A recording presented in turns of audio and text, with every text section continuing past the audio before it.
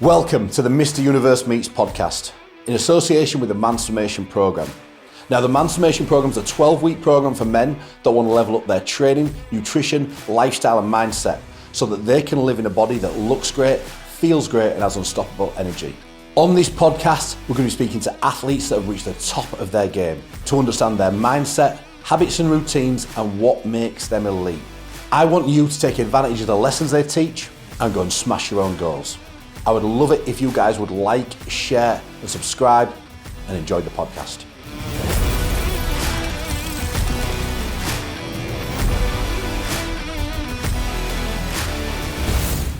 All right, so today I'm joined by Andy Bolton. He is the first man to ever deadlift over 1,000 pounds. He's one of the strongest humans to ever walk this planet. And I was saying to Andy before, I knew Andy was a big deal in powerlifting, but because I see him in my gym sometimes, he pops in every now and then, and he's so laid back that you don't realise what an absolute megastar he's been in this sport. So, I've had so much fun researching this episode, and I can't wait to kind of have this conversation with Andy. Yeah. So Andy, mate, you are best known for your deadlift. Yeah.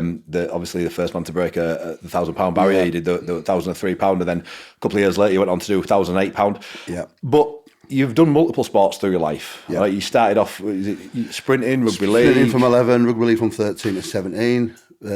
Introduced to weight training at 18. Started bodybuilding for 2 years. Did a competition in bodybuilding. Got third in a British qualifier in Nottingham. Just missed qualifying for British by one place.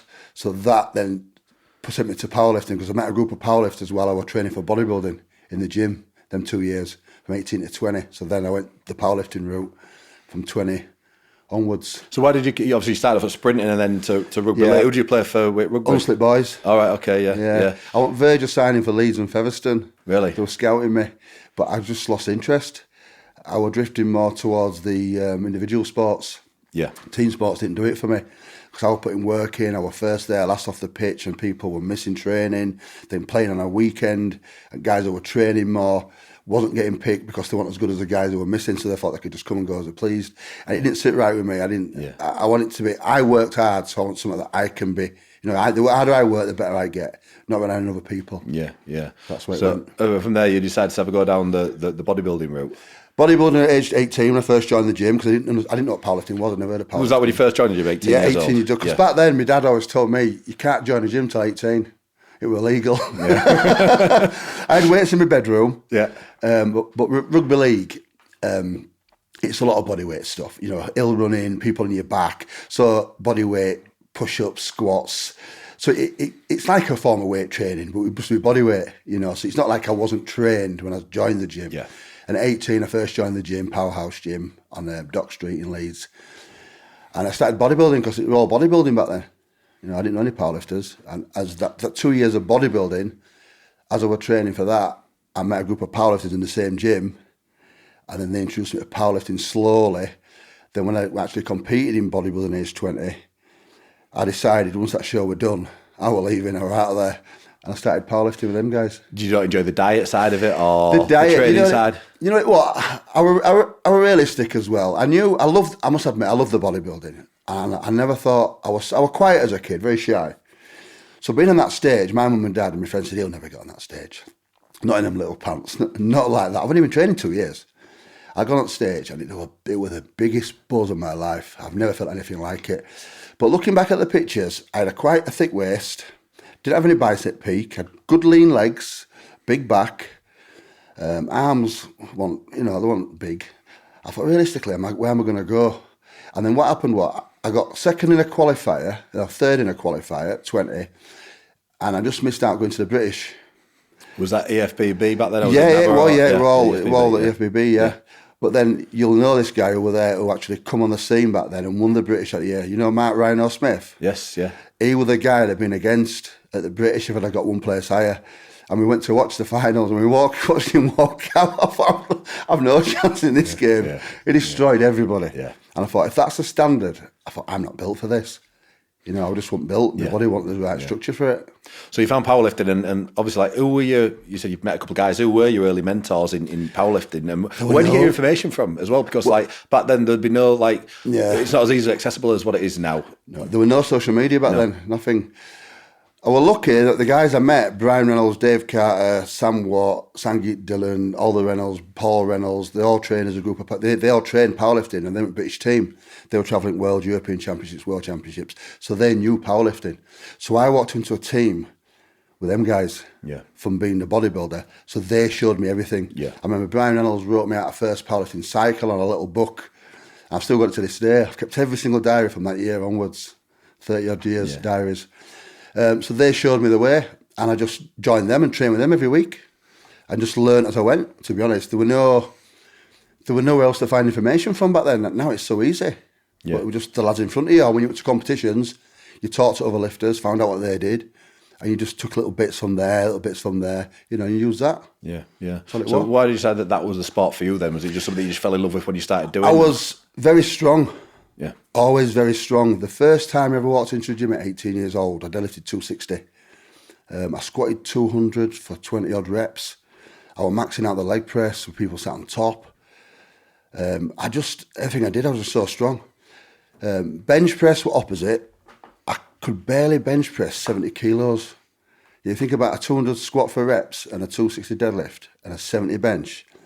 I had these long dangly arms. That's why I was made for bodybuilding. Yeah. And I love the all-out power side of it, the training. Even as a bodybuilder, I trained heavy, low reps. You see, I never did high reps, really.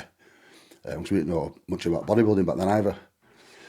I just drifted toward the strength, and when I watched them train, them powerlifters, I couldn't believe it. I saw Dave Carter one morning, who was thinking 90 kilos.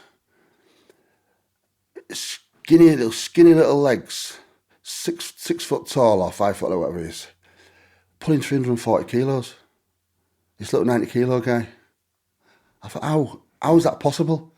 And I was dieting for my show at the time, just before I moved to powerlifting, sat on the bike at the end of the gym and watching these guys train. And he did that 3 weeks in a row, 340 every Saturday morning. I thought, how can he do that? Looking at him, he's nothing, he's tiny. And I'm twice the size of him, but I can't lift nowhere near that. So it intrigued me, and I wanted to be part of it. And then they welcomed me in once I finished my bodybuilding, and it just went from there. Because he's although you said before, he's not a team sport, but the training side of things is very much a team sport. I see the videos that you put up in ralls at the moment and stuff like that, and everyone's, the noise and the cheering for you, and they're creating that atmosphere and stuff like that. And, so there is obviously a team around you to be able to do that. So even though you're the guy that's actually pulling it. So. There is definitely, and I wouldn't have been the powerlifter I was without that team. I wouldn't have been done powerlifting. But even though there's a team around you, the work I put in, I get the results. Yes. They're there supporting me, and I support them. So it's that side of it, it's amazing. I wouldn't be able to do powerlifting without them guys. But ultimately, it's what I do in the gym that counts to what I lift on the platform. So you're relying on them to be there, but not in the same way as being a team sport. You've got playing rugby and stuff. A bit different to that. So how many lads is there that normally train with you? Right now, up to 12. Okay. Maybe 14, 15 sometimes. How long do your sessions take then? 2 to 3 hours, about 3 hours. We start deadlifting at 4:30 on a Wednesday night. We don't leave that gym till 8 o'clock, 3.5 hours. Yeah. Monday, we start at 5, not leaving till 8. I mean, they're long sessions, but they're not it's not 3 hours of constant work. No. It's rest periods. To get strong, you don't want to be training like a bodybuilder. Longer rest, lower reps, but lots of volume. Okay. Lots of speed. Yeah. So even though long sessions, we're not working constantly. I mean, a bodybuilder would train 3 hours. I'd kill them off. Yeah, absolutely, yeah. So cool. So you had the initial stint at Power. So you got into the gym and you've met these guys. They push you into competitions. How did you do in that first part of powerlifting? Because obviously you went on then to go strongman, then you came back. But in that first section, how did you do in powerlifting? Well, I started powerlifting at 20. I think I started with them in September time. I did my first competition in January, a few months later, the Yorkshire Championships. I won that, but there was nobody against me in my heavyweight class. I squatted 270 kilos, first competition, bench 155 and pulled 335. So my squat and my deadlift were good. Bench wasn't bad, it was getting better. Did that, competed again 3-4 months later, won that. Went to British, won that. So I did that for 3 years. Then I went to World Championships twice. in space from 1990 being 20 to 23. So World Championship twice, three British Championships, a few Yorkshire titles. And then when I got to 23, I won the World Championships in France. Back then, there were only two powerlifting federations. There were drug-free, IPF, which I started off with, WPC, non-drug tested, which I then moved to, 92. So I did a couple of years there, then moved to non-drug tested. 93, I won the Worlds as a junior, and I won the men's Open Worlds at the same time. And I'd beaten everybody back then. There was nobody else that I knew could beat me. I'd won everything. So I got a bit bored. Got a call from Dave Webster, Doug Edmonds, who won World's Strongest Man back then, 94. Asked me to go to Strongman. So from 94 to 99, I did Strongman. Invited to World's Strongest Man twice, but only on 5-6 weeks notice. Never got a full 6 months to train for it. Yeah, because I'm always training for powerlifting, the statics. Even though we were training Strongman, I was still training like a powerlifter. I was going to say, because they are both strength sports, but very different style of training. So, which did you actually enjoy more? Was it more the powerlifting or the... Powerlifting. Strongman, I found back then, it was more endurance-based. It wasn't as static like it is now. Now, even though it's moving, it's a lot heavier. Back then, it was like a superstar. Sven Carlson told me, you're not the world's strongest man, it's like the world's strongest athlete. Back then, he picked something up and moved 30 metres with it. And you know what it is? I remember pulling a truck in Scotland for 30 metres. Halfway down course, I stood up. And I thought, I've had enough. I'm not enjoying this. It's not power. I want power to me. Yeah. It was fitness, it was conditioning. And I just got bored. I was going to say, comp days must be very different. Like, if you're doing, you're going in there to do one lift or three lifts on a powerlifting competition, or you've got multiple events on it's completely a strongman. Different. Yeah. So, how was it switching your mental focus from going all out for that one super intense lift to then having to kind of keep that focus right through the period of a day in, 5-6 events? Yeah, they do. I found it hard, I'll be honest with you. I'm quite chilled out and quite laid back, but I can flip a switch for a short time, like with powerlifting, and give it everything. I can get to that place where you don't see anything around you, you blur vision, you do all out, 5-10 second lift, done, then chill out again. Then I can chat to you then. Yeah. But in that 10 seconds, don't even come near me. But then afterwards, I can be like, I'm nice Andy again. Yeah. Strongman, I found it hard because you never get to that aggression. It's a constant, drawn out aggression. If you go too high, you drop down too low. And the next event, you go up again, down again, up again. I just found it hard and I found it boring. Yeah. I didn't love it. I just didn't love it. But you still did really well. You got, 5th at the Arnold? I was that was later on, that was in 2002 when I come back to powerlifting and I got an invite after that, off the back of my deadlift, But from 94 to 99 when I did Strongman, I trained with Jamie Reeves for quite a while in Sheffield. I drove down every weekend and trained with him for 2 days. He taught me a lot of stuff on Strongman. I was quick front rugby anyway. I was strong front powerlifting. So we were just learning the events, and they didn't have the gyms back then that we had now for event training. So Jamie just had basic. We didn't have all fancy. Picking dumbbells up, running around the gym, jumping over benches, skipping with a big rope, jumps for height, just that explosive stuff. So we did that. I did all right. Went to Scotland a few times, Britain's Strongest Man. Never won it. Forbes Cowan were there, Bill Pittock, all guys went to World's Strongest Man. But the thing is, I wasn't enjoying it. I never put my heart and soul into it. When I did start to train a little bit harder for it, in 99, we did Docklands, which is the year before the Britain's Strongest Man got put on TV at Holland Towers. It was getting shown on BBC the next year for the first time. And we did a qualifying event in Docklands over 2 days, 5 events each day. Me, Glenn Ross, all the best in Britain were there. Now, me and Bill Pittock were first and second. Glenn went on to win Britain's Strongest Man 5 years in a row. Me and Bill Pittock beat Glenn by 20 points in that last qualifying show. I did beat him in every event, apart from log press, everything. I was faster than him, I was stronger than him. Nothing could beat me apart from a press, and I come third. So then the last event, Jamie Reeves said, don't race Bill Pittock. You've qualified. Me and him are way out in front of anybody else. We're going to TV stages. I raced Bill Pittock, snapped my bicep on the last event. The 10th event out of 2 days, snapped my bicep. But you didn't even need to really... I didn't have to race him, I'd qualified. Yeah. So that was the moment that my path changed. I couldn't do strongman anymore. I could if I got it sewn back on. I said, leave it off. Just leave it off. I'm off up to... And I got approached in that competition, a guy called Brian Batcheldor, who knew Kazmai back then, who worked with great strongmen, John Paul and all them back in the day. He come to me and said, do you want to come back to powerlifting? Because he won the Powerlifting Federation, the BPC, I think it was back then. I said, well, I won't be ready because I just tore my bicep. He said, what about next year in 2000? I said, yeah, I'm going to come back to powerlifting. So that's when I left Strongman behind, went back to powerlifting. And powerlifting in 2000, I went to Vegas. And I think I squatted 440 kilos, bench 220, and ended up pulling a world record deadlift, beating Eric Badenhurst, who was a strongman, all-time deadlift record in the 140 kilo class. So that was it. I thought, I'm hooked. I'm back to powerlifting again. I'm hooked now.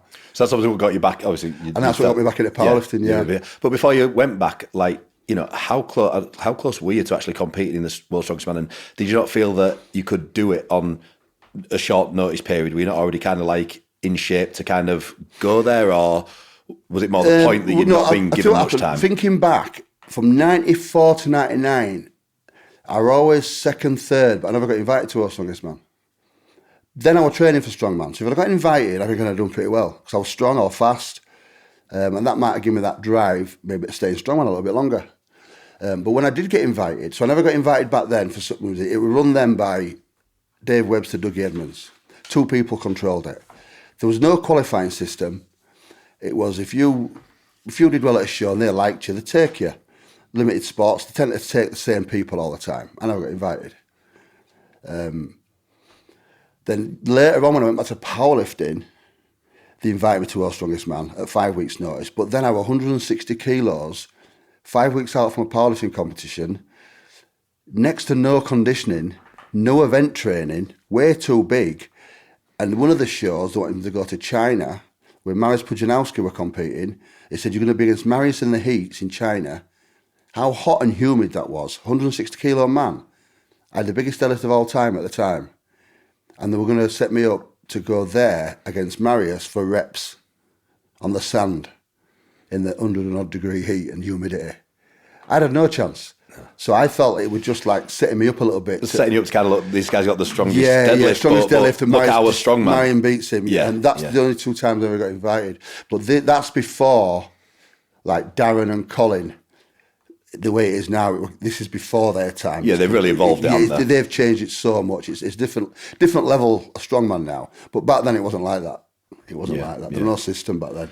So obviously we came back to powerlifting. You know, you broke some more records and stuff like this. But like, when did you really start to zone in on that 1,000-pound deadlift? I know that I heard a story about Benny doing 970 and that kind of like sparked it. Was that kind of the moment, or did you already have that in your mind that you were going to do that? No, before that? it was. I never tried to think too far ahead. I think a lot of people do that today, and they miss the journey on the way up. It's not about the end point. It's the enjoyment of getting there slowly. So in 2000, I pulled 407, but I'd pulled 410 years before that in my 20s by accident. I'd had 5 weeks. I'd done a strongman show, and I'd only pulled 380 at a competition, but I'd done more in training. So I'd had 5 weeks off. Come to gym, and I pulled 410, massive PB, with 5 weeks off training. So that, like, that moment, I think, right, okay, I need to hold back more now. So once I'd gone back to powerlifting, I'd only pulled 407. I pulled 410 years before it. It was just transferring that what I did in training onto the platform. It took me a while. So 407, that was in 2000, I was 30. So the 1,000 pound happened 6 years later. So all we're doing building 410, 415, 420. Just looking at the next little milestone. Yeah, that's all it was. Yeah. Because the biggest deadlifter of all time back then was Gary Heisey, an American lifter, with 419. So I went to Africa in 2000 and I pulled 418, thinking I'd beaten him, but I was still a kilo off. Went to British next year, pulled 420 and beat it. Then I did 421 in New Orleans, 2002 in Pro Show. 422, 423 in Arnold Classic in 2003. Then I pulled 427. And then I pulled 425. And then all of a sudden, this Benedict Magnusson comes along, a training video, and pulls 426 in training. People might have seen it out there. It's a video where he's getting all psyched up. He knocks a chalk bucket over. Chalk flies everywhere. It was a massive video at the time. And he's just beaten my world record in training. And it sort of got me, because there was nobody close to me then. I thought, I've got, it was easy. I wouldn't win deadlift shows all day long. So he comes along, he said, you Icelandic kid. I said, okay. Then he picked the same show as me in 2005, went head to head.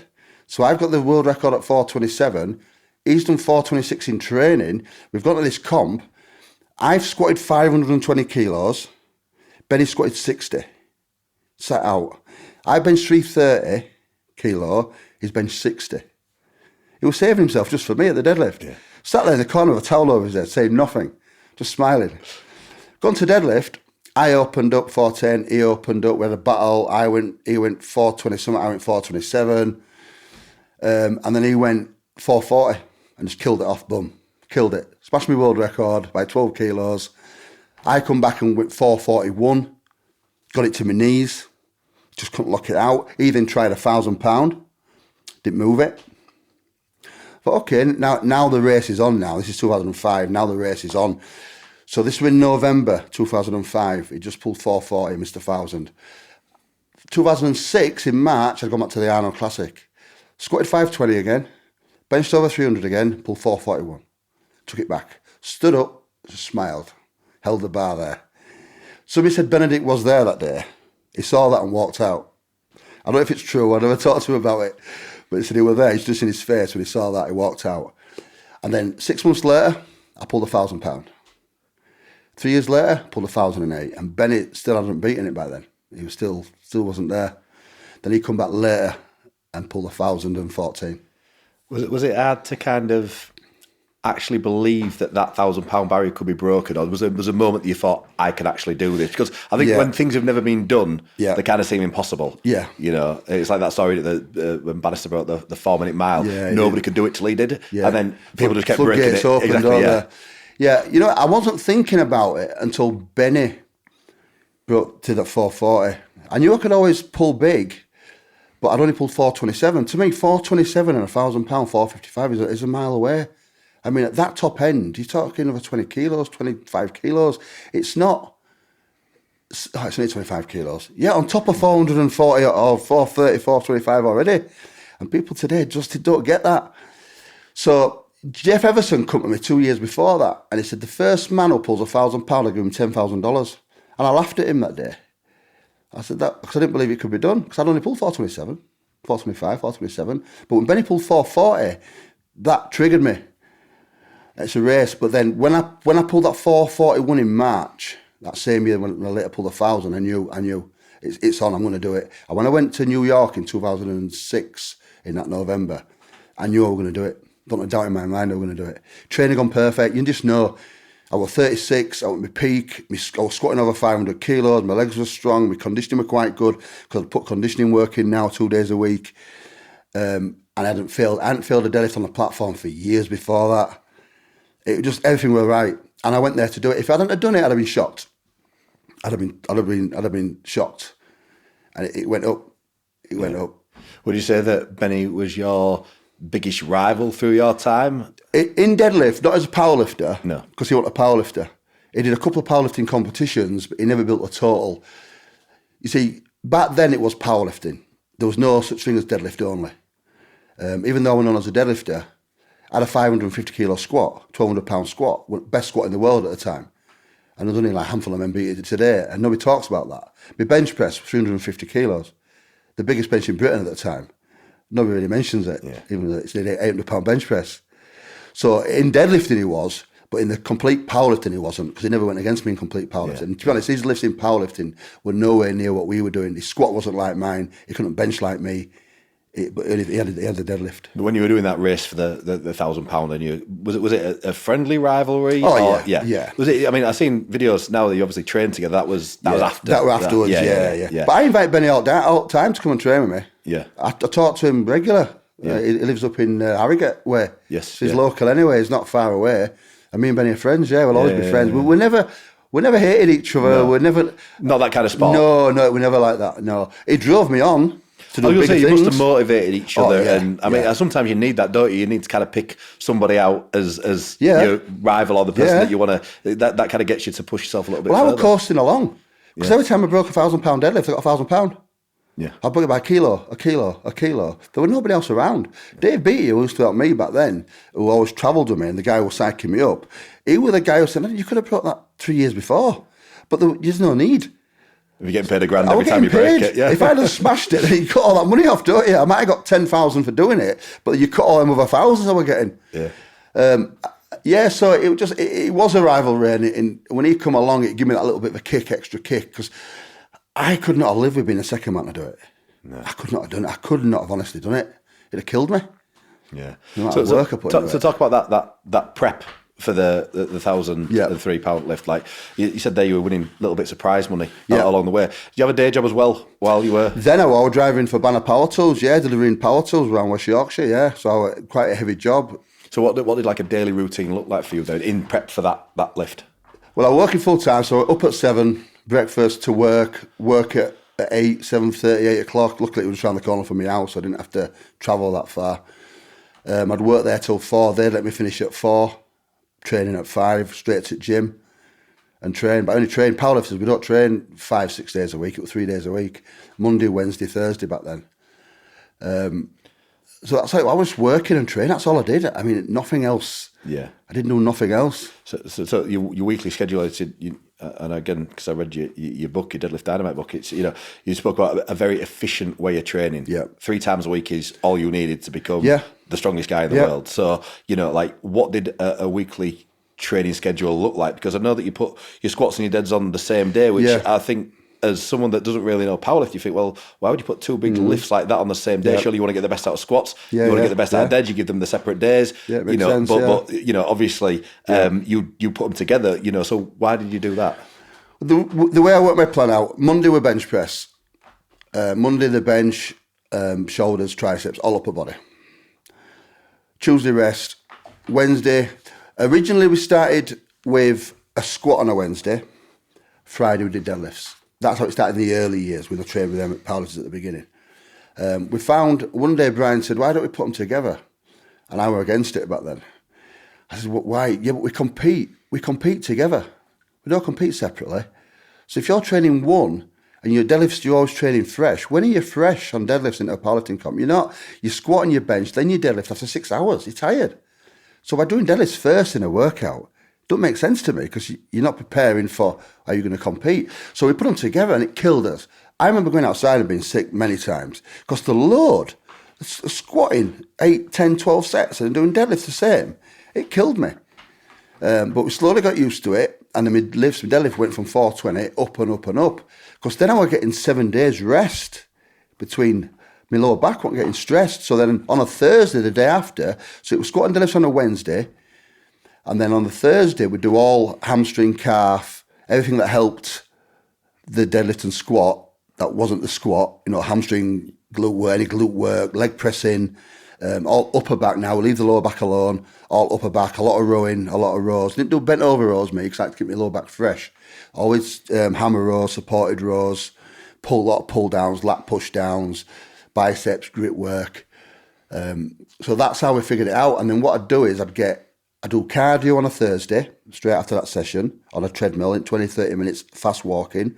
I mean, 160 kilos, it doesn't sound like a lot, but it's a lot when you weigh that much. Friday rest. Saturday we do cardio again, same on the walking. Sunday off, and then Monday we'd bench. The reason why we did it like that as well, because my bench was the weakest lift. So me squat and deadlift on a Wednesday, my assistance on a Thursday, so I'd get Friday, Saturday, Sunday rest. Full weekends rest, eating, to be total fresh for Monday's bench. That was my weakest point. Yeah. So that bench then started to creep up over time. So 3 days, I was getting stronger. And one thing I say to anybody, if you're getting stronger, don't change it. Somebody says you should be training 4 days. Why? I'm getting stronger. Every competition I did, I got stronger. So why change? I tried training 4 days at one point. I went into the gym on that 4th day, and I'm looking around thinking, I don't want to be here. Started, I thought, I don't want to be here. I went home, thought, I'm not doing it. I tried benching twice a week. Got sore shoulders, sore elbows. So the system I have, it's not that I've not tried any other system.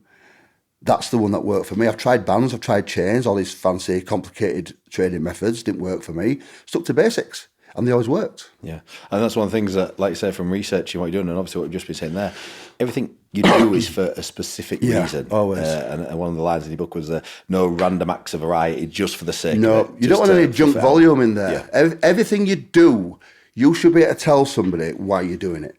Yeah. Or because I saw it on YouTube. Or I've heard it does this. If that's not benefiting your goals, get it out.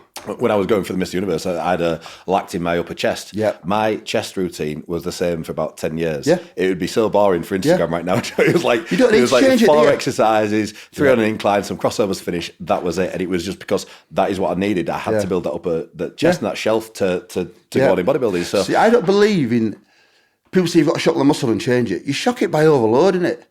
You don't have to keep on changing. If you're changing movements all the time, how do you know if you're getting stronger?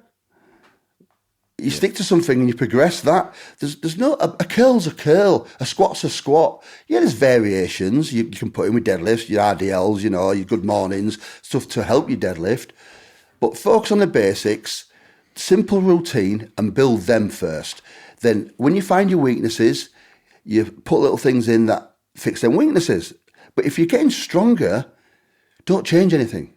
And when you hit a sticking point, like I did over years, you just put little things in at a time. You don't suddenly change all your plan from 3 days to 5 days.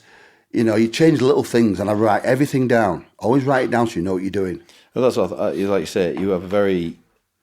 It's not just a case of getting there and lifting stuff. You seem to have a very technical, very structured way of getting stronger. Things like you talked about your leg press and that lot, and you would even mimic your leg position on a deadlift, right? Do you know what I mean? Yeah. So everything was done for a reason. Yep. And that's, again, just a little thing that I found really interesting when I was... Pause reps on leg press. If you get a leg press, the angle of a leg press at the bottom and turn your body around, it's like a deadlift position at the start.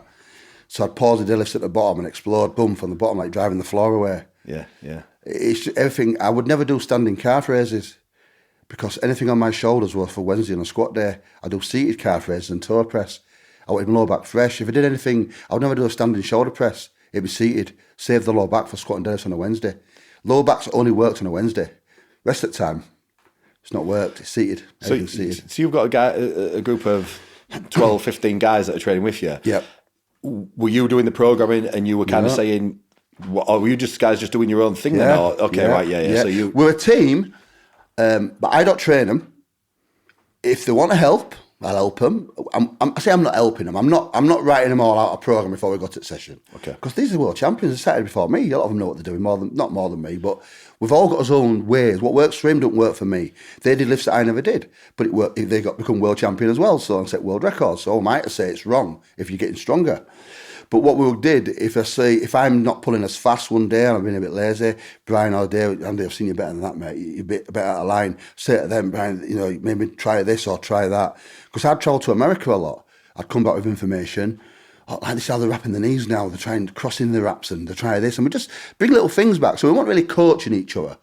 But just is that support network? Yeah. Motivating we're not like training as a group of 8, 10 guys and we're all doing his own thing. We're all trained together. We're all spotting each other, encouragement. If we see a high squat, we'll tell him it's a high squat. He's been a bit lazy, form's a bit off. We'll make sure you know about it. Yeah.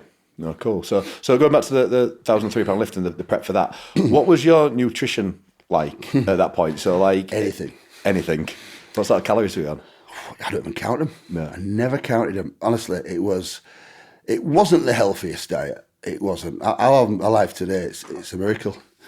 Because back then, they were just big men. When I got into powerlifting, they were big men. There wasn't a lot about diet, nutritionists. I didn't know what that was. Fish and chips, curry. I mean, I'd always eat the eggs, drink the milk, the cheese. I wasn't a big fan of steak and that. I just wasn't. I prefer fish and chips and curry and chocolate. I had shakes with protein powder, Viennetta, peanut butter, oil. Viennetta in a protein shake? Oh, yeah, just to make it as high calorie as I could to get the weight on. Love it. But yeah, diet, I could sit here and pretend, but it were crap. Yeah. I had high blood pressure, blood were pouring out of my nose.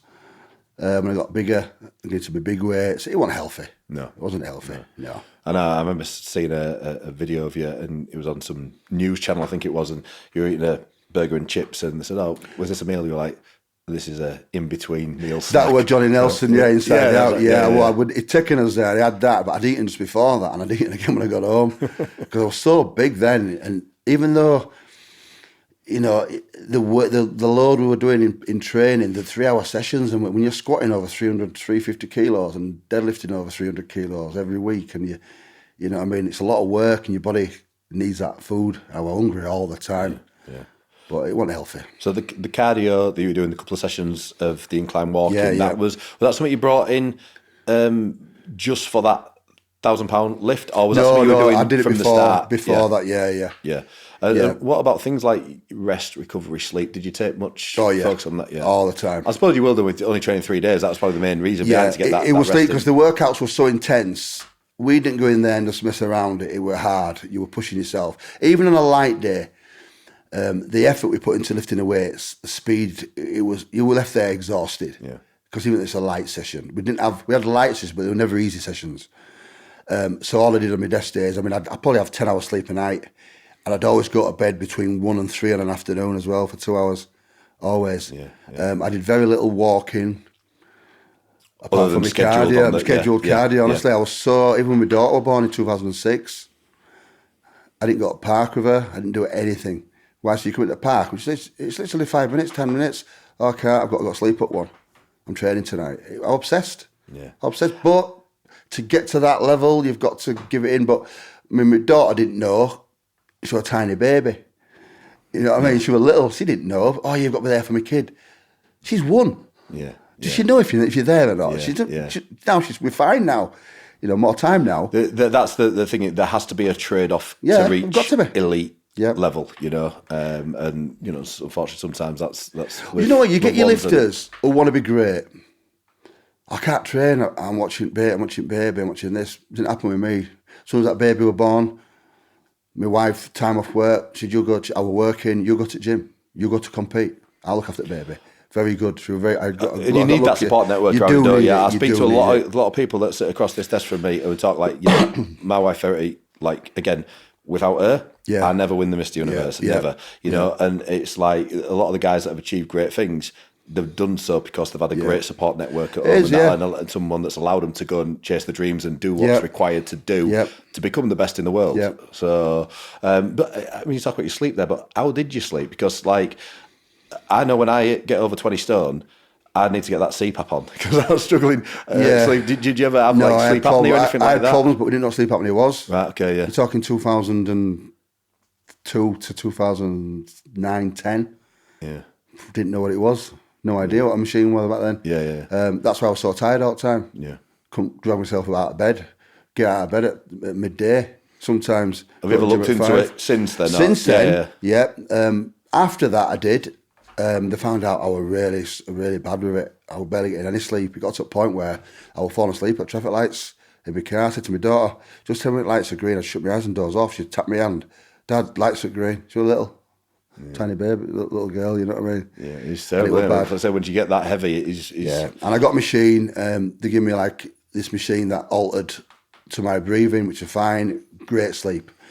Then they set a certain pressure on it. Then I got another machine that was set pressure, but then I lost some weight, so the pressure was too much and I couldn't adjust it, and I gave up with it. But then I lost the weight. Then I'd sort of come to my end. I'd up the weight and I didn't have any problem anymore. It returned to normal. Like now, I don't need it. I sleep all the way through. Oh, exactly. As soon as I'm over 20 stone, I could do with it. As soon as I get under, no problem. Yeah. You know, and Verity's been talking to me before, and I've come into the room and I've been asleep. She's like, well, you weren't snoring. I didn't think you were asleep. Do you know what I mean? So I'm saying I'm quiet. Yeah. I'm quiet. Now that I'm under the weight, I am. But as soon as I get over, I feel sorry for us. I wake myself up snoring sometimes. So early years, we didn't know what it was. To be honest, I only did it for a couple of years. I think maybe not even that. Then it was called the end of my career anyway, so I just, lost the weight anyway.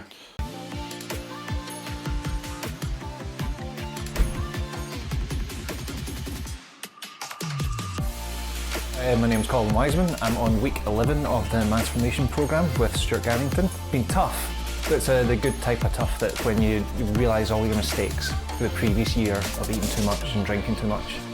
I'd just say whatever your goals are, it gets you there. I set out with this as a 12-week programme, and like I say, I plateaued for 10 months, and within 3 weeks, I'd beat my expectations. I've had to have surgery during the programme, but we've not changed anything. We've just changed the programming slightly. Been great all the way through it, so yeah, I'd recommend him 100%. It's one of these things, I think, if you give it a chance and have a bit of self-discipline. I'm into the 5th week now and I literally feel the best I have done in years, to be honest.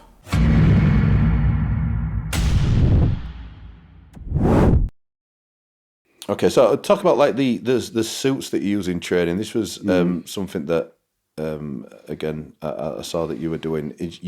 People would wear the suit. You wore the suit in the deadlift, the 1003. Yeah. Because there's equipped and not equipped. Can you explain that for me? Right from the beginning, powerlifting was just powerlifting. There wasn't equipped or unequipped. This is where people don't realise, the younger guys. When I was powerlifting from 1990, it was just, we're all raw.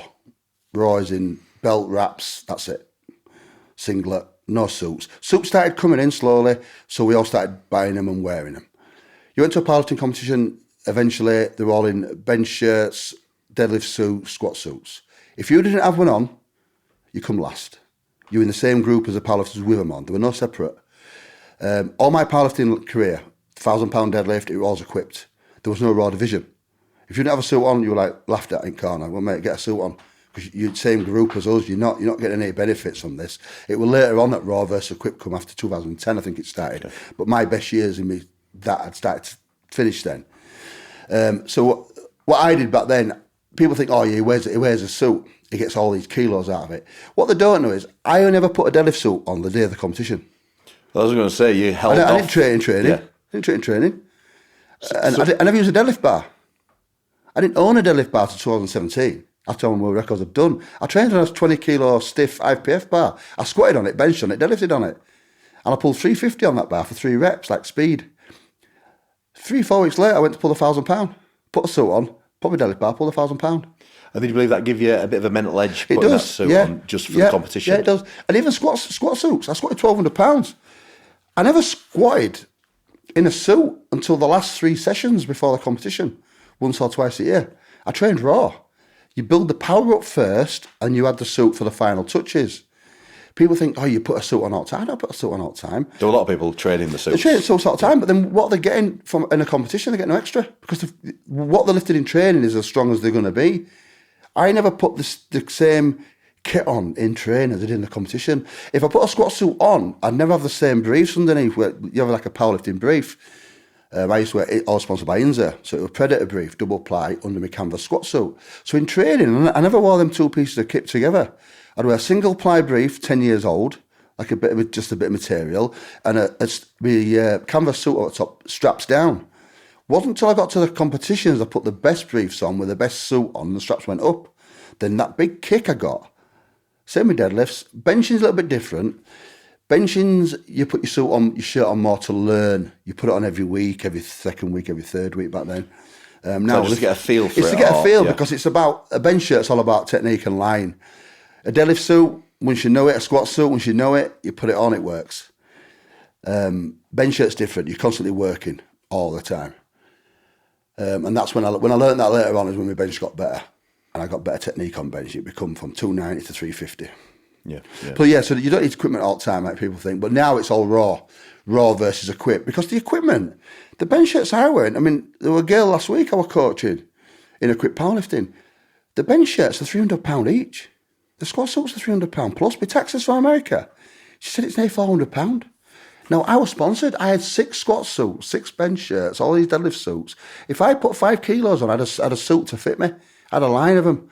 Now, if I were paying for that, I couldn't do that. And we trained in a team of 6, 8, 10 lifters. So everybody's got to help you. Now, you're in commercial gyms. Like you go in your gym, yeah, you've got your powerlifting platforms. But imagine if one guy come in with equipment on by himself. Who's going to lift off for him? Who's going to put his shirt on? He's relying on people to come, oh mate, can you just put this on for me? Then can you come and spot me? You need help from people. And the way it's gone now in powerlifting is commercial gyms, put a pair of knee sleeves on and a belt on. Anybody can do it. Equipped lifting's hard and it takes time and money. Yeah. But that's what powerlifting was. It's changed now. After 2010, I think it was, SBD come in. I think me and Dan were talking about this a while back. I mean, 2010, 2011, 2012, it started to change. And now there's raw competitions than Equipped. But Equipped is not as big as it used to be. No. It's not as big as it used to be, no. It's just too expensive. When you talk about then, like, having needing to have the team around you to help you train and stuff like that. Yeah. And like you said, you know, the team that you've got around you at Rowell's, you know, the noise they make, the atmosphere they make, does that kind of like, it almost like mimics a competition day? Because obviously if you watch your competition lifts, the £1,000 lift, £3 lift, the noise as that bar's coming up is electric, and the adrenaline that must have been running through you at that point is crazy, mate. And you spoke about like Dave Beaton, he was the hype guy, the slap guy. He was always there to slap me and travel the world with me. Cause our lads couldn't afford to go to America, so I'd go down to London, I'd stay with Dave overnight, and we'd both fly out from Heathrow to America, and he'd be there, just me and him would share a room, we'd get in my head, always talking to me, just me and him, against all the Americans, all me, Dave versus the world. And we'd go there in one room, we'd keep everybody away from me, towel over me. No, I'd see him just pushing away. Oh, I can talk, trying to get a picture. No, go away. After he's lifted. So he was the guy who looks after me. So how did you kind of get into that zone? I'm talking about that £1,003 lift. Like, what was the process that you were going through from backstage to getting out there? Was it just listening to Dave? Was it in your own sort of mind? Were you visualising stuff? Or what did you go through? Well, the lead up to it was visualising the lift. I mean, laid in bed in Leeds before I tried to fly out there. I saw myself doing it 100 times. And you know, I don't care who you are, how confident you are. You always get a time when you imagine yourself failing. What if I fail? That's the one show I ever did. I never imagined myself failing that £1,000. I never imagined it going, never going. I was so confident. But the confidence, it comes from your training. If you're beating yourself up in training and missing lift after lift after lift, where's your confidence at? How are you going to go to a competition being confident? I didn't miss a deadlift for years before that £1,000. Never missed a lift in training. Everything moved fast. So I didn't know how strong I was. I wasn't scared of failing. Go there, don't do it, I don't do it. But I was confident I was going to do it. To get into that place, that crazy place, I think it comes from a passion. There's no, people ask me, how can I get that thing that you've got? You can't. I love what I do so much. I'm doing it now at 52 still. I love it. I shake. I get goosebumps even talking about it. It's something you can't give somebody. You know what I mean? It's so when Dave go in there knowing how much it's £1,000, Dave's whispering in my ear, talking. I'll start to shake. And you just know, I don't know, it's just that I don't have to try. It's hard to answer your question because it's not something I know. There's not one set thing that I think about. People say they think about the kids under a car. You know, you need to get this car. They always talk about that. When your kids under that car, you lift it. I didn't think about all like that. I didn't think about all like that. Yeah. Just that I wanted to lift that weight for me. I know how much it meant to me. Yeah. So, but how important is the mental battle before the deadlifting? Yeah. Because if you're not in the right mindset, that's not moving. Yeah. It's especially with deadlift. Deadlift's the one lift I always got taught. It's laid on the floor in front of you. What's telling you you're going to lift that or you can't lift it? There's only your head. I put you under a 300 kilo squat. You lift it off the rack, instantly you're going to know, shit, this is heavy. Now put 300 kilo deadlift on the floor. Go pull that. How do you know it's heavy? How do you know it's heavy? Yeah, it's 300 kilos. How do you know you can't do it? You haven't got it on your back, you haven't tried it, you haven't walked out of it, you haven't handed it on like a bench press, you're feeling it, adjusting. It's laid on the floor. It's all in your head. If you've trained the right way, you've not overtrained, your mindset's right, you haven't failed multiple times in the gym over the months before, and just give it everything you've got. You might surprise yourself, you might get it. But if you don't get it, so what? There's another time. But if you're failing in the gym leading up to it, your mindset's straight away knocked, confidence is gone. You try to go to a deadlift with no confidence. To me, it comes from training. It's all from training. Speed in the training, holding back, believing in what you can do. So many people said to me, yeah, but you pulled £1,000 in training, didn't you, before you did it, to see if you could do it. I didn't even got 900 in training. I didn't go to 800 in training. I went to 770 in training. You know what I mean? 200 odd pounds less in training. How do you know you could do it? Well, you don't, do you? but I've just given myself every chance to do it by undertraining. Jamie Reeves taught me that as a young, in my early 20s. Better to go to a competition undertrained than overtrained. Because you do now, I think you were lifting Wednesday, was it? Wednesday night, yeah. And you've got a comp in 3 weeks. And yeah. I think, was it right, I was reading in your post, like, that's kind of it for you now? You're going to kind of wind down a little bit now? I say that. I'm chasing the biggest deadlift over 50s. It's Nick Best's 370 kilos. He's got the biggest deadlift ever over a 50-year-old. I pulled 325 last year, 350 this year. So I'm competing again in 3 weeks. So 360, 365, I'm right on that verge. 52 now. I don't know, you know what it is? I'm not saying I'm retiring, because I might not. I'm not a believer in putting a big post, that's why I've retired. Because I've never stopped training. People say, good to have you back in powerlifting. I've never left. Yeah. I got ill, I had to take some time out, but I never left. Yeah. I was trained. So yeah, I don't know. I don't say. I don't think. I'll never retire. Never retire. But over the next 3 weeks, what I'm saying is like you'll back off your training. Oh, that. So I thought you meant in general. No. I'll get retirement speech. Yeah, last night 325. 2 nights ago 325. Next week it'll be speed. Week after it'll be speed. That'll be 10 days out, and then it'll be just go there and do it. Okay. Cool. 3.5. So 3.5 weeks out. 24 days. Without heavy deadlifting. Yeah. Give yourself every chance to do it. So again, going back to New York when you did that 1,003 pound lift, how did you feel after that? Like once it was going up and you knew and it was up and it was good, can you kind of explain that feeling? The first man to ever break that doesn't sink in. That doesn't sink in until weeks later. To be honest with you, see all the social media then, because people, magazines and Flex magazine, Julian Smith, I think from Flex back then, were calling me up to a feature 5-page spread, and that's when it hits you. At the time, you knew you were going to do it. It's £1,000, what you do all the time. I'd be shaking you around. Arms are going all over you, jumping around. But me, I'm just like a bit of a daze. But it's just, I don't know, to me, it's just another lift. It was just another lift until you realise what it meant to people after that. It means a lot to me to get it first, because it's what I dreamt about. But in the moment, you're so overwhelmed with everything going on, every screaming. It's not till later on when you get back a bit of quiet time for yourself, it sinks in. I was going to say, like, after such a big achievement, the first man to break that barrier, when you go home, I know, like you said, there's a bit of social media and there's a bit of, a lot of people are sending you messages and all this sort of stuff. Did it ever feel like a bit of an anticlimax after you've achieved it? Depression, big time, massively. Yeah. Massively. I got the same after Universe win. Massively. It was weird. It's like, what now? Yeah. What now? My downfall was I turned to drink. Okay. And drugs. Yeah. That's my downfall in the long run. I partied because I didn't party up to them shows. Total commitment. Live like it's an obsession. That's done. You come back home. You get off a bus at airport in Leeds. You're walking with all other people. Nobody's even noticed what you've done. In your age, in America, you've got a queue of people around the block to get autographs and pictures. You come back to Leeds.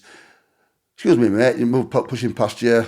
What was that fat kid over there? This fat guy there. And you know what I mean? Your little comments and looking at you. Because you got this big head, big fat head, and you know what I mean? It's just like down to earth. Back to work 2 days later.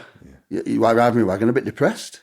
So I started drinking and whatever else. So how long did it take you then to kind of refocus and set the next goal, the next challenge? Was that something that you did for a few weeks? A few weeks. Yeah. I started thinking what's next, because looking back, I never really enjoyed the moment enough before I think about the next one. And that's what I've learned now, to enjoy the time, because it goes past so quick. And then I went back to another show. But I could never pull that 1,000 again until 3 years later. I think you've got to go to that peak, come down, you get that bit of depression. Everybody goes through it, no matter what sport you're in. And then you slowly come out of it again, and you get your next focus. Yeah. And you go again. Tyson Fury, he wins the belt. I can understand him totally. He just literally fell completely down, then he was out of it, he put that weight back on, and then he had to start that ascend back up to exactly what I was, like he was, exactly what I was. It's very common in sports people that really have hit struggled big time. Yeah. I used to drink so much, be up till 5, 6 in the morning. I said, what are you doing? I said, I don't know. Just feel like, what do you mean you've just done that? I'm like, well, what do I do now? It's like, it's what you've trained for so long. You finally hit that pinnacle. You're the first man now. That can be taken away. People beat it, yeah, but you were first. You can never be I did it second as well. I did 1003, 1008 before anybody else even did it. Yeah. It's like, well, what next? It is an anticlimax, and it's tough. It's hard to live with sometimes. Yeah, that's it. So, like, you at one point, you had the biggest deadlift, squat, and total, all in the same year. Yeah. So, do you hold any records now? Is there still records that you hold now, or of people? They're all over the place. Yeah, I don't know with federations now Yeah. what counts as a world record and what's what. You know, there's that many world record holders today. They're not really world record holders. It's like, I've just done a championship and world record in what? Masters 3, 90 kilo. This federation, well, he's done twice that in that federation. Yeah, but I'm a world record with my federation. It's just so watered down. But when I did that in 2006, I pulled 1003. In 2007 at the Arnold, literally 4 months later, from November to March, I squatted 550.5 for the biggest squat of all time across the board from anybody in the world. I'd just pulled 1003 the year before, so I had the biggest deadlift of all time. That then I did 1,273 kilo total in powerlifting, which was the biggest total of all time. So after that 2007 Arnold Classic, like you say, I had the biggest squat of all time, biggest deadlift of all time, biggest powerlift total of all time. Wow. Across the board. Yeah. I don't know who's done that today. There's not many people who've had all three. You know, it's a tough one. It's tough to get. It's hard. It takes a lot out, but you don't stay there for long. It's at that peak. You can't stay up there. I never squatted 550 again. I squatted 520, 530, never hit it again. I did it at £1,000 again. But then after that, my bench started getting better. So my bench didn't peak until I was 44.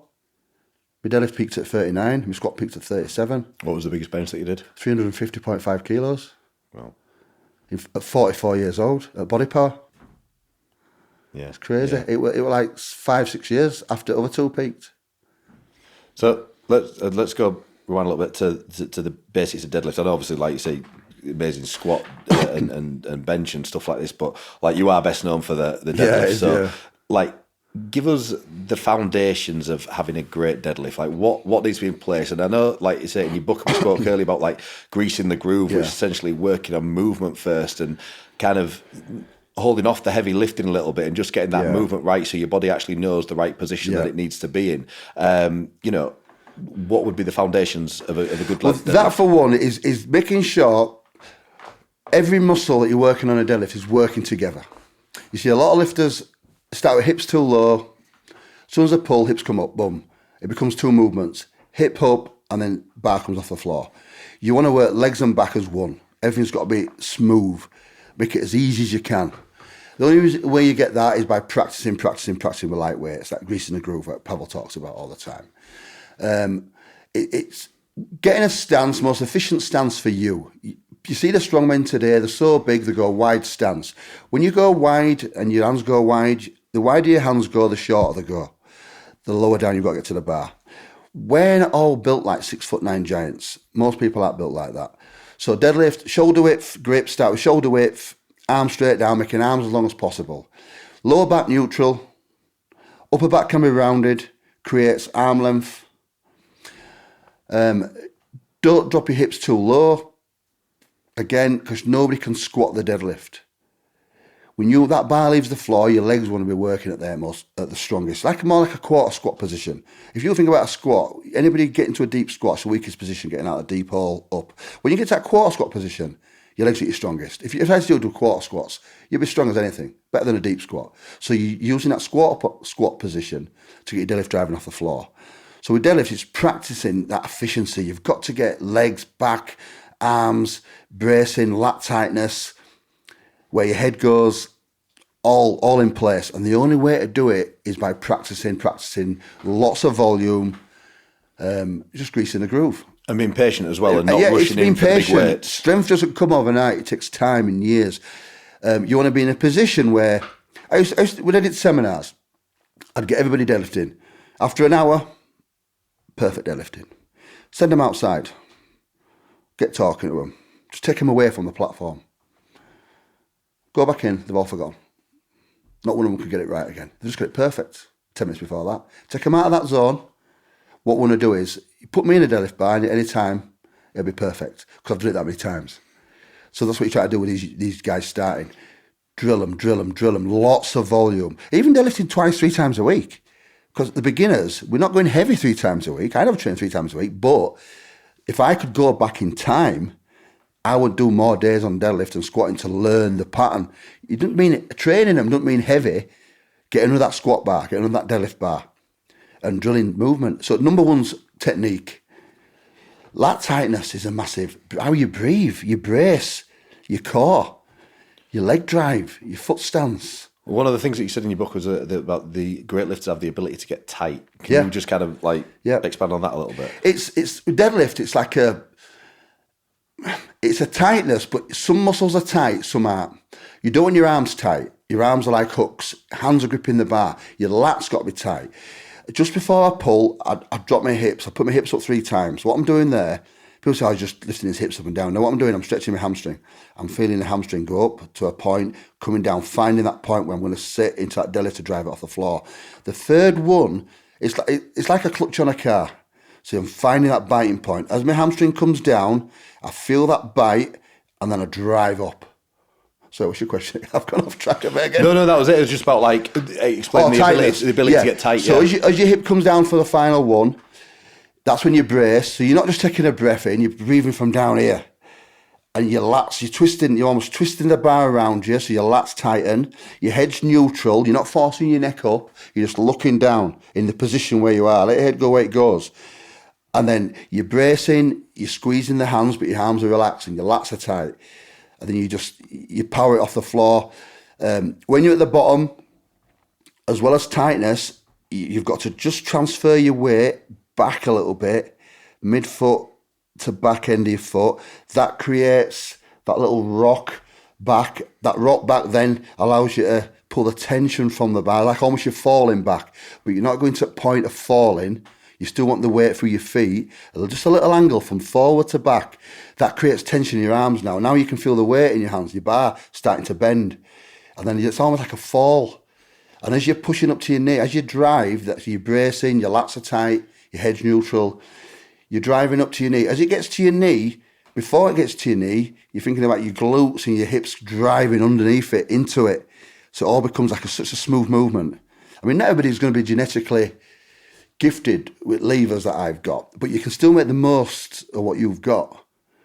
So it becomes like, to me, a deadlift's like, it's finesse. It's just got to be done so, it's not a clunky legs and backs. It's all got to be so smooth and nice. As if anyone thought it was literally just picking the fucking weight up off the floor. Yeah, that's it. It's completely different. So many things go into it. Yeah, deadlift's the hardest one to teach because it's a squat. It's on your back. You can only go down. You're going to go down anyway. Yeah. Deadlift's different. You've got to get everything in place before you lift it off the floor. Yeah, fascinating, mate. And that takes time. It takes time and practice. Of course, and that's why you talk about greasing the groove, getting the basics right, getting them movement patterns ingrained into you before you even think about starting to. So it becomes second nature. So when I pull at a competition now, you could put 900 pound on whatever I did. I never thought about technique. It was there. Yeah, it was just there from years and years of doing it. Practice. So let's talk about the accessory work that you do as well. I know you said that Thursdays would be like accessory sort of day. Again, so meticulous, down to finger training the strength of your fingers and stuff like this, and grip strength. Always fingers. What did you do for accessory work? I know you briefly touched on a little bit of the hammies and stuff like that. We always started with calves. We don't believe in any weaknesses anywhere. Honestly, strong calves, strong knees, everything links to something. Then we used to do leg extensions, high reps, sets of 20, 25, 30 reps. We're done the day after squats, so the reason we're leg extensions weren't for us to build muscle, just to flush out your legs from the heavy squat the night before. Leg pressing. I was just going to say, why the high reps, but then you straight away, you answer with the reason of why you're doing it. It's not just for the sake of it. I wasn't doing it. I had 4 or 5 plates on. I wasn't trying to max them out. Just getting the blood out of my legs. I just squatted whatever night before, just get the recovery. Best way to recover is by doing the movement and lighter weight. Then we always do hamstrings first. After leg extensions, calves, leg extensions, hamstrings. Do 6 to 8 sets of hamstrings, lots of hamstring. Hamstrings are important with a deadlift. You see a lot of lifters tear hamstrings when they're deadlifting. Reason being, they're training it like a bodybuilder. Heavy hamstring curls. We're not trying to build huge hamstrings like that. You try to build tendon strength in your hamstrings. High reps, 12s, 15s, 20 reps. It's just tendon strength. 8 sets. Up to 200, 100 to 200 reps in a session. Just train the movement, get them strong. There's no competitions for us to who can have the biggest hamstrings, who's got the strongest hamstrings. It don't mean anything. Leg press in against the pause work. Then we'd go to the upper back, a lot of supported rows, pull downs, lat push downs. Again, lat push downs works the lat, the part where you're tightening when you're deadlifting. You see a lot of lifters who have torn lats, deadlifting. Maybe they're not doing that movement. I never had a lat tear, touch wood. Then we did grip, a lot of double overhand shrugs in the fingers. Because if you look at a deadlift bar, you're going to hold, your thumb goes across your first two fingers, you grip. At some point, your thumb's going to come away and you're going to hold it in your fingers. So I thought, why not just train the fingers then? Get the fingers strong as you can. So we did double overhand shrugs, holding in fingers, thumb over, and we lift the bar up and down. We're not doing it for a shrug like upper back. It's just for the fingers to get the momentum of the bar pulling on your fingers, make them stronger. So we did that. And that's basically it. Like rack pulls, did they have a place in there? Or is that more for beginners that are just, or do you just stay totally away from them? Yeah, no, everything's got a place. A rack pull as such, I think putting the plates on boards is a better way to do it. It's more realistic than pulling in a rack because you don't get that feeling in a competition like that. If you've got a weak point, like I used to stop it at mid-shin, just under the knee. If I got above my knee, I could always lock it out. So what I trained on a 2-3 inch board. So I put the plates on a 2-3 inch board. So the bar was sat at that dead point. So I couldn't get the leg drive. So my rack pull were weaker than my deadlift off the floor because I could put the leg drive into it off the floor. So I set it in a position where I'll hamstring and lower back. It killed that. So you don't start, if you're weak just under your knee, you don't start the weak point there. You go beyond, you go further through it and you work through the weak point, not on the weak point. Because what happens then is you overload the work so much, get so much weight on, it goes way more than what they can deadlift. They go back to deadlift, they're no stronger because they've gone so far away from what the movement they're doing, they're competing in, it's not carrying over anymore. So rack pulls are good for beginners who can't get in position from the floor. If I'm coaching you and you don't know how to deadlift, I'll start with a high rack pull. I'll put it on boards really high, get that position, that back position, get used to pulling, slowly lower the boards until you get to the floor. Putting a beginner on the floor straight first time they've never deadlifted, they're going to be rounded back. They're not going to know what to do. They're not going to know how to do it. So you start them high and work low. The rack pulls are good in training, your board pulls, if it's at the right height to work your weaknesses. We're talking about like a beginner that potentially won't be able to get down into that position. Yeah. What about mobility work? Did you do much mobility work? I didn't. I mean, I talked to Pavel about this, and he always said to me, you don't do mobility, but you are, because the way you squat, he said, the way you stance on squat, your hip mobility is so good. You're sitting down into a squat all the time. How many sets, how many reps a week? And you deadlift, you squat and you deadlift, and you deadlift and you squat. They both fit perfectly with each other. So I honestly never did a mobility. Now I do, as I've got older, but then looking back, every time again, I know what I know now, I would put stuff like that in. Yeah. It's just that back then we didn't know this stuff, and luckily things evolve. I got strong doing what I did. Yeah. So we talk about the difference between the grips. You've got like your double overhand, you've got your mixed grip. Yeah. When you're doing the heavy lifts, you go one hand over one hand. Yeah, I got mixed. What about the first thing I think about with that is that biceps going to come off. If you don't relax the arms, as we said before, arms tense, lats are tight, arms loose. Yeah. Just like a hook. If you don't relax your arm and you're pulling it and you bend the arm but if you're bicep dominant, you're going to take your bicep off. Yeah. That's the reason why I never did a lot of bicep work. If you've got strong biceps, big, strong arms, and your deadlift starts to strain, the first thing you're going to do is use them biceps. It's just automatic. Yeah. You've got big arms. You've got 20-odd inch arms. You're going to try to just bend them. It's coming straight off. So the key is, but if I were training a beginner, I'd get them doing a double overhand straight away. Or use straps. Yeah. Because it's a safer way. If you're not going to compete in powerlifting, there's no point in doing mixed grip. Okay. It's pointless. It's just a risk. Do overhand. Use straps. Safer. You're not going to tear a bicep both hands over. And beginners are going to get it wrong more times than get it right. So, but if your goal is the powerlifting eventually, start them off like that until they get a good technique and they've got it drilled and you think, right, he's ready to go. That he's relaxing his arms, there's no bend. Then you progress slowly to that. But not straight away, instantly put that on them because they'll tear something. Yeah. So, like, what are the worst injuries that you've actually had? Me, I have had First one I've had a quad. We can be open and honest about this, can't we? You can go for it. Everything. Yeah, 100%. Quad abscess in my quad from just above my knee to my hip. Bad gear. Yep. Went off. Been put on a windowsill in the sun, not knowing. Put it back. Put it in my leg. Infected. Took 2 litres of pus out of my leg. Nearly lost my leg. 2 abscesses in my left shoulder from gear again. Same thing, yeah. Bicep tear in 99, Strongman, the last event, Strongman. I blown my L3, L4 disc, crushed that, deadlifted with no belt. First time I ever deadlifted with no belt, crushed it, popped it. That was my kidney failure. Yeah. I had, and then my kidney cancer. I got a kidney transplant. But injuries, not a great deal from training. No. It's not a great deal from training. Never torn anything squatting, never, deadlifting, never torn a bicep. Blew my disc out deadlifting stupidly with no belt. But yeah, most of the stuff was like from gear. Yeah.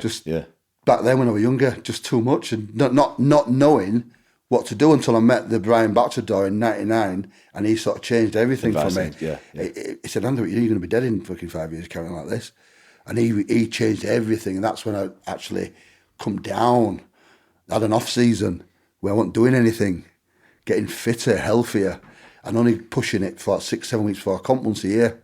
So when you say you're coming down in weight? Yeah, I used to come down in weight. Did your training change? Obviously, you're going to periodise it to kind of peak for the show, but like, was it still 3 times a week in the Always gym? 3 times a week. But just at different sort of loads and intensities and if I stuff wasn't like this? training as heavy, I didn't need the food. I didn't count calories, so I just had food when I was hungry. Now, if I'm not going into a competition and I'm not doing that sort of volume and load, I didn't find myself getting as hungry. So I didn't eat.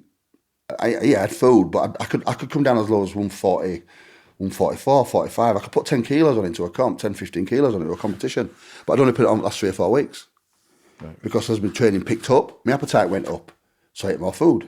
Because that was the trouble back then, because we didn't want counting calories. And our bodybuilders, we know, and now I know how much I eat every day. I can eat 5,000 calories and maintain my weight where it is. If I want to put weight on, I can increase it. But then it would just, when I was hungry, I had food. If I wasn't. So I let my training decide where my body weight went. Same with gear off season. It were 4 week on, 3 week off. I never did that before. It was fucking on all the time, 12-week cycles. It's like, you're not bodybuilders. We're not trying to build muscle. When I'm training light, after a show, it's about second gear. Don't need it. So very minimum. All the time we need it is when your training increased into a show for like 7 week out, and then we'd push it right up. But after that, we'd come off for 2 months. We could come off it. Wouldn't need it. But in my early years, I didn't understand that. I thought you had to be on all the time. Yeah. But then I found myself getting toxic after 7-8 weeks. But then when we learned that after 7-8 weeks, I become toxic. I started feeling sick. Appetite went. So what we did, 7 weeks out from comp, we started it. But a week out, I was flying to America. So only on it for 6 weeks. So I was stopping before I got to that toxic point. That's something I learned over years. And that helps you perform better. Help me perform better. Yeah. Like Brian Batchers always said to me, he said, "You're not a bodybuilder. Bodybuilders can stand on stage looking amazing, but inside they couldn't lift anything. You've got to perform. If you're going to squat 1,000+ pounds and bench over 700 and deadlift what you deadlift or 900, you can't feel like shit.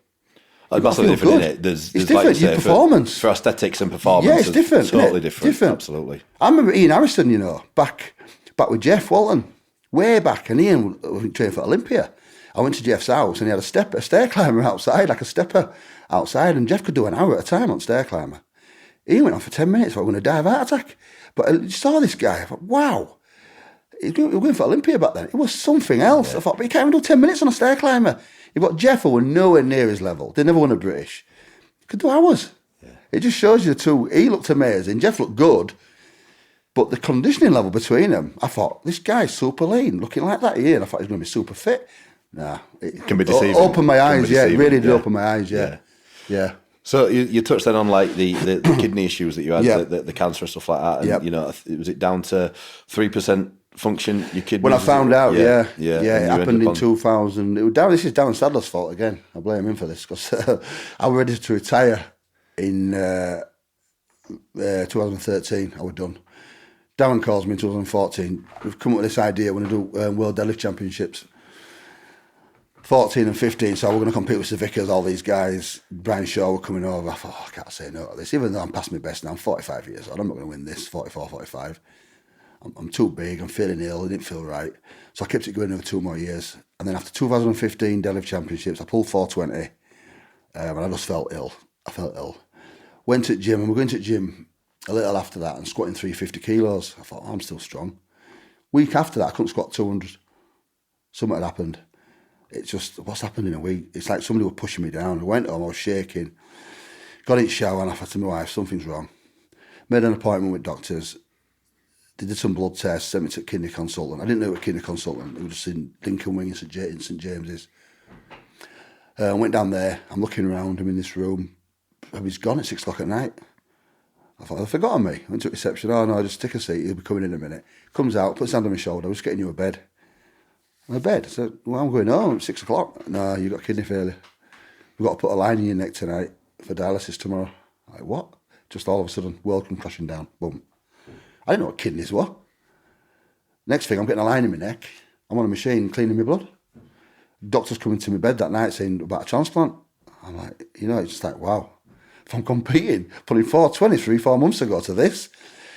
So we're on there for 4 years nearly. Dialysis. I know everything about kidneys now. I'm a kidney expert now.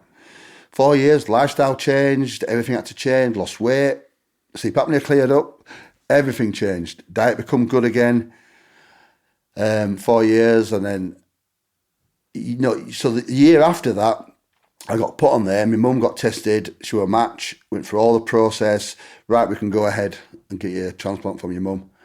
2016, year after it happened. Did a scan, found a cyst on my kidney, went in, it was cancerous. Oh, no way. So I went in there for a scan. He shouldn't have told me the scanner because it wanted the consultant meeting. It was a scan. I'm sorry, it's not the news you wanted to hear. I'm like, what do you mean?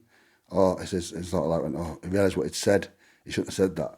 That was for the consultant the week after to tell me. I said, don't worry, mate. I knew anyway. I just knew I had cancer. I could tell the way I was feeling. So that meant then you've got to be cancer-free now for 2 years before you get a transplant. So my mum were lined up, and now that's forget that now. It's gone. When I took the cancer, they found it enclosed in the kidney. So he said it's a 95% chance it won't come back. It's non-aggressive. You're going to get a cancer. It's the best one you could get. It's non-aggressive. Take part of the kidney out, but that's going to mean. So I was just starting to get off dialysis because my kidney function was coming back, and not a lot, but enough to come off it maybe for a few months. Take a part of the kidney out, you're back on dialysis again straight away. So I've gone on it, come off a little bit. That's happened, back on dialysis. When I've taken my kidney out, one of the stitches has come undone. I'm nearly bled to death inside. I've black everywhere. There's a picture somewhere. I'm black everywhere. Peeing clots, blood clots. Phone surgeon at middle of the night. I heard him saying, you need to get in quick, and he's bleeding out. 4 blood transfusions, nearly died under the table. 5 operations in like fucking 4 days to save me kidney, save me from bleeding out. Fixed all that, back again. 2 more years I waited. Mum got tested again. Passed again at 72 now. She's getting old now. Again, just before we were going to get it, they turned around and said to me, look, we've decided we're not going to do it. Your mum's too old. Her kidney going into you ain't going to last. And I thought, yeah, it's right. My mum's quality of life, where's she going to be? She's 72 years old. But then you imagine being pulled away again. You built it up for 1, pulled away, got kidney cancer, waited another 2 more years, counting the days, pulled away again. I'm devastated by this point. I thought, I can't take any more. I've had enough. And then a week later, we're driving from Mazda, Killingbeck. A guy's rode on a bike across front of me. I said, imagine if I'd have just hit that guy and I got his kidney. Just joking, my wife and daughter, we're all laughing about it. Because we're that fed up about it. Next day I walk into dialysis, I get hospitals on the phone. I've got you a kidney. The day after I just said that. A young kid's died. Had a brain hemorrhage. It's on its way down to you now, coming. Like, wow, day after. So I got a kidney. It's as close a match, they said, as it could be without being a family member. He's younger than you, can't say how old, younger than you, he's died suddenly, organs haven't been touched, and as soon as they put it in, but then the story of that is I was waiting, I got pulled down. I wait until 8, 9 o'clock at night and I still haven't come. And I know a kidney only lasts so long out of a body. And I've been let down so many times by this point. I said to my wife, I'm done. I can't do this. I can't do it. So I'm getting off my bed to go home. As soon as I've got off that bed to go home, they've put out corner. And they were taking you down. So as soon as I put the kidney in, it was working instantly. Peeing like a gun at me. Peed for 6 months. Peeing straight away. But then I had bladder problems. My bladder were bloody... I had some bladder. So because your kidney goes in the front, when I was peeing, it wasn't coming out. So it was going back around the kidney and killing it. So I had to wear a catheter for 3 months. Put catheters in myself every day, twice a day. That was horrendous. So I'm battling getting a bladder operation. They're saying he needs a bladder operation now. Urology are saying, yeah, but he's on a waiting list. If he don't get that, he's going to lose his kidney transplant. So they're battling each other, and I'm in the middle. I'm at the phone up, complain. Eventually got it. Got the bladder operation. That slowly started getting better, so that fixed that issue. Then my kidney started working properly now with no catheters in, and it just got better and better and better from there. So how long was it from actually going into hospital that first time to everything being It were from 15, and I got my transplant in April 19. Well, it's a long 4 years. 4 years, yeah, it was long 4 years. So, talk through some of the lifestyle changes that you made in that time. Yeah. Diet change, because what on dialysis, healthy foods are not good for you. It's crazy. But your greens, bodybuilders, vegetables, greens, high potassium, no good for your kidney transplant, no good for somebody on dialysis. High potassium, phosphates, potatoes, you can't have it. You're on a fluid restriction. You can't eat high protein. All I could eat is oats. You know, things like muffins, chocolate chip muffins are fine for you, biscuits, they're fine for you because there's nothing in them. It's just sugar and junk. So your kidney can deal with that. You get high potassium, like Greek yogurts, eggs, it's all phosphate, potassium. It kills you off. It'll kill you. So everything you think's good now, all of a sudden, is not nuts, seeds, anything that oranges, tomatoes, bananas. Forget that. You can none of that. Coffee, nothing. Is that just while you're on dialysis? Is it Just while you're on dialysis. So now that you're when you come better. back over, you can introduce them foods again. But that's how it started. Then when I got the transplant, I flipped that all the way back round to get a proper diet now. Now it's a really healthy, like a bodybuilding style diet. I'm not eating mega amounts of protein. I'm not killing protein. So I've dropped my weight down. I'm 120 kilos from 158. That used to be my strongest. My cardio, I do a lot of online racing on Swift, on the bike. I do race 2 or 3 times a week. How long are you on bike for a session? Up to 90 minutes. Okay. I did a race last night, 45-minute race, finished 52nd out of 68 all across the world. People in C-class ride. It's like a peloton sort It's of like thing. similar, but it's a bit better than that. It's peloton's just online classes. I've got my mountain bike with a turbo smart trainer at the back, a laptop screen. You can enter events. You can race with just people all over the world. You can race with friends. It's like a game, but you're riding. I've got a heart strap on. I've got clip-on shoes on the bike now. I've got the proper kit out now. It's just a fun way of keeping fit. Yeah. Racing, my brother, he's a cyclist in Garforth, and we all sort of meet up once a week and have little races against each other. Do that. I still train at gym 3 days a week. Look, so now my diet, I have 1 cheat meal a week on a Saturday night. I might have a couple of beers, no more than two bottles of beer. I might have a takeaway or some bad cake or whatever. I'll have that, but rest of the week it's clean.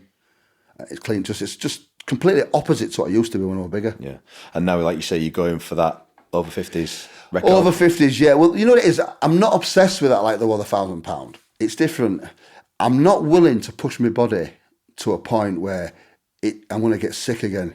If I don't do it, I don't do it. I've done many world records. I pulled over 900 pounds 48 times. This is only going to be 815 deadlift. It's big for my age. But if I don't do it, I'm not going to lose sleep over it. So I'm training for it. You see my videos, I'm having fun.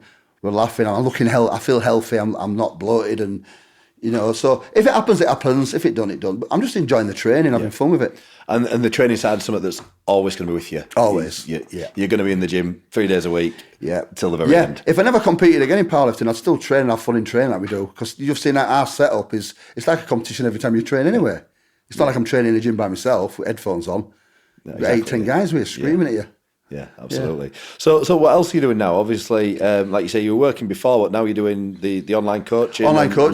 You running seminars still and stuff like this. We were doing seminars, but with COVID and all that, it just put a stop to everything, didn't it? And I've done a lot. I've done most gyms in UK. When I pulled 1,000, I've gone around a few times now. The new guys come up and they want to know different angles and different things. But I'm always available for seminars. Yeah, I like talking about it. And teaching it. I like the hands-on practical part of it. I'm not just going to stand there and talk like this. We'd actually get you all deadlifting and we'd have you all correcting techniques and talk about programming, how you can do it, working on weaknesses. I've got a lot of online clients, 40 to 50 online clients, some PTs at gym. I don't tend to do many PTs as and when, I've got little groups here and there, but I like the online stuff. Yeah. Doing my online stuff. Yeah. And then a lot more time at home for my cycling and stuff I do. And then you're also running the Andy Bolton Deadlift Challenge. Deadlift Challenge in 4 weeks, yeah. Ultraflex in Rotherham. Yeah. That's the 15th of October. What's this now, the 4th, 5th year that you've run it, something like that, is it? This will be the 5th year. We started in 17, 18, 19, missed 20, 21, and this is 5th year.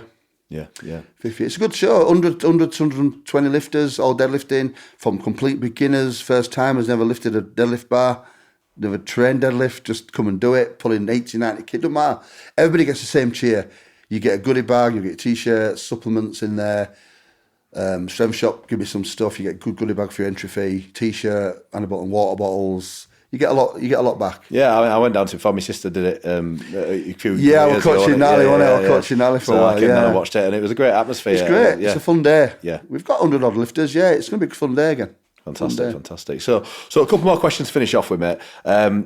Biggest lessons from competing and training that you can carry into everyday life? Discipline, the focus. If you want something, do everything you can to achieve that goal, no matter what it takes. If you want it bad enough, don't make excuses. The strong-mindedness, stubbornness, never to give in, and just the programming, the way I program my training, everything in life. I program, even now online program. Everything's got a system, and it's like a file comes out of there. When it's done, it goes there. When it's done there, it goes back in that box. Everything's in an order. Same with training for a deadlift. Everything's got a place.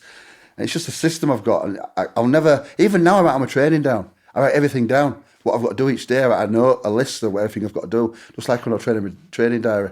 Yeah. It's all planned. Everything's planned. My life's planned out. Well, but you say that what you've done how efficient you are and how you programmed the lift led you to great success. And if you can kind of replicate that system into other aspects of life, then you're going to achieve that success in other aspects of life as well. Yeah. So if you could do it all again, you go back into the gym day one, what would you do differently? Training wise, I wouldn't do anything differently. I honestly think my training back then were great. Group of guys our way, perfect. Diet had changed massively. I'd monitor my calories, I'd eat a cleaner diet. I wouldn't be partying either. I wouldn't be drinking like I did and partying. That's the biggest mistake I ever made, getting into drinking. But that wasn't me, it was being around people at the time who were doing this, and I was drawn into it. Diet, less partying. Maybe wouldn't have been as big. I don't think I got to a point where I was just too big, too fat at the end. I didn't need to be that heavy to be strong. More conditioning, definitely more fitness, cardio, more walking. I mean, it's like being 158 kilo. If you can't walk 50 yards, really, are you efficient? You're not really efficient, are you? The fitter I am now, my training is so much easier now. I can train. I'm not even sore day after. Go for a walk, I'm fine. I can train again. I mean, I don't, but I could. Yeah. So recovery, and I think I'd have been a better powerlifter. I could have been even stronger, honestly do. Yeah. But cool, mate. Well, look. That's it, mate. I'm gonna leave it there. That's been a hell of an episode, and I knew it would be a great chat. Like I say, just from the research that I did here before, I was really looking forward to this, and you've not let me down there, mate. It was a great conversation, mate. So look, thanks a lot for giving up your time and coming down and see you, mate. Really appreciate it, and good luck in 3 weeks, mate. Yeah, thank you. Cheers, pal. Thank you. Mate.